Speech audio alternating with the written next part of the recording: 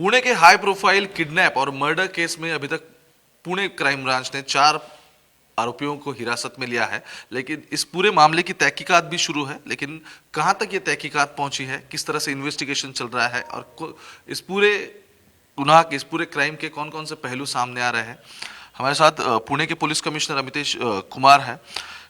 Sir, 48 घंटे तो सबको हो गए, किस तरह से भी इन्वेस्टिगेशन चालू है और क्या अपडेट्स है?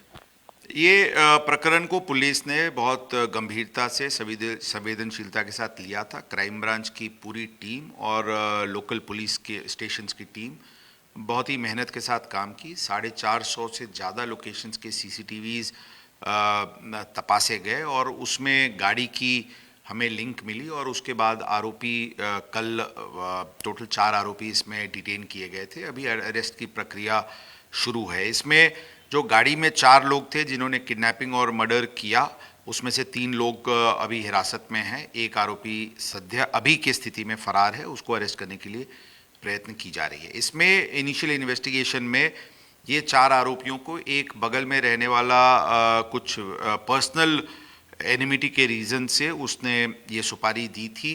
5 लाख रुपए में ये सुपारी दी थी, ऐसी बात सामने आई है। उसको भी अरेस्ट किया गया है। केस में क्रिमिनल कॉन्स्पिरेसी की सेक्शंस लगाई गई है। इन्वेस्टिगेशन क्राइम ब्रांच को हैंडओवर किया गया है। जो बचा हुआ एक आरोपी है उसको अरेस्ट करने के लिए टीम्स लगी हुई है। इन्वेस्टिगेशन बहुत ही एक वाटर टाइट केस बनाने की दृष्टि से क्राइम ब्रांच इन्वेस्टिगेशन कर रही है और इन सभी एक्यूज्ड को सजा होगी, इसके लिए पुणे शहर पुलिस डिपार्टमेंट काम कर रही है। आप कह रहे थे कि 5 लाख में सुपारी दी गई इस पूरे मामले में, लेकिन किस तरह से इसका सब, मतलब ये केस कुक कैसे हुई, कहाँ ये सब डिसाइड हुआ और किस तरह से इसे अंजाम दिया गया? अभी जैसा मैंने बोला, इन्वेस्टिगेशन बहुत ही प्रिलिमिनरी स्टेज पे है। अभी इससे ज़्यादा डिस्क्लोज करना अभी संभव नहीं है। हम जैसे जैसे बातें सामने आएंगी ज़रूर हम आपको बताएंगे। सर, ये 5 लाख का आपने जिक्र किया, इसमें क्या यह ट्रांजैक्शन पूरा हो चुका है?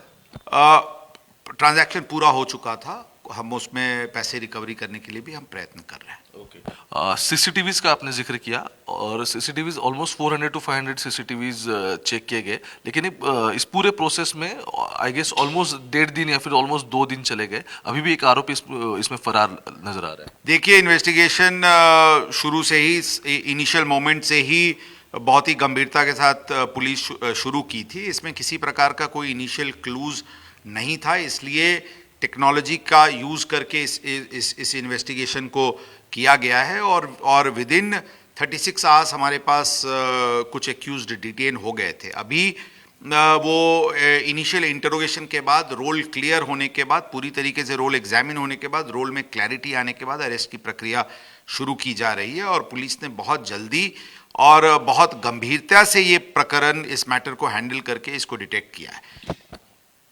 क्या आरोपियों में से, मतलब इससे पहले कोई गुनाहगार था या फिर क्लियर? अभी तक के इन्वेस्टिगेशन में उसमें का एक एक्यूज जो धुलिये जिला का रहने वाला है, उस डिस्ट्रिक्ट में उसके ऊपर कुछ रिकॉर्ड है, ऐसी बात सामने आ रही है। बाकी एक्यूज की पुणे शहर में किसी प्रकार की कोई पास्ट क्रिमिनल रिकॉर्ड नहीं दिख रही है। आखिरी सवाल सर, पोस्टमार्टम की रिपोर्ट एग्जैक्टली क्या रिफ्लेक्ट कर रही है सब?